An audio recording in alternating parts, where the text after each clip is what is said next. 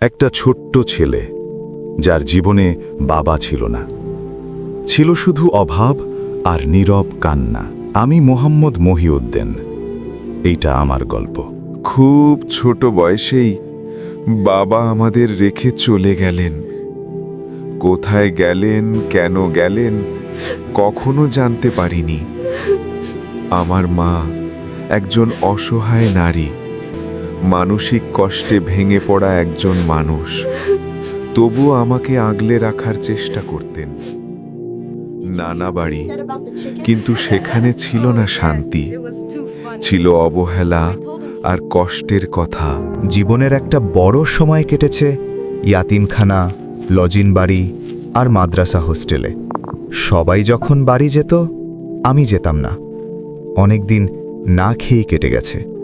মানুষের বাসায় রাজমিস্ত্রির সহযোগী হিসেবে কাজ করেছি, বড় হয়ে টিউশনই করিয়েছি, মসজিদে নামাজ পড়িয়েছি। তবুও হাল ছাড়িনি। একটা জিনিস কখনো ছাড়িনি, স্বপ্ন। আলহামদুলিল্লাহ, আজ আমি মহান আল্লাহর অশেষ মেহেরবানি, কিছু কিছু মানুষের সহযোগিতা আর নিজের প্রচেষ্টায় পড়াশোনা শেষ করেছি। নিজের একটা প্রতিষ্ঠান দাঁড় করিয়েছি। মা, স্ত্রী নিয়ে ভালো আছি। আমি সবার প্রতি কৃতজ্ঞ। কষ্ট এখনও করছি এবং পূর্বের কথা মনে পড়ে, কিন্তু একটা জিনিস শিখেছি, শূন্য থেকে শুরু করেও জীবনে দাঁড়ানো যায়।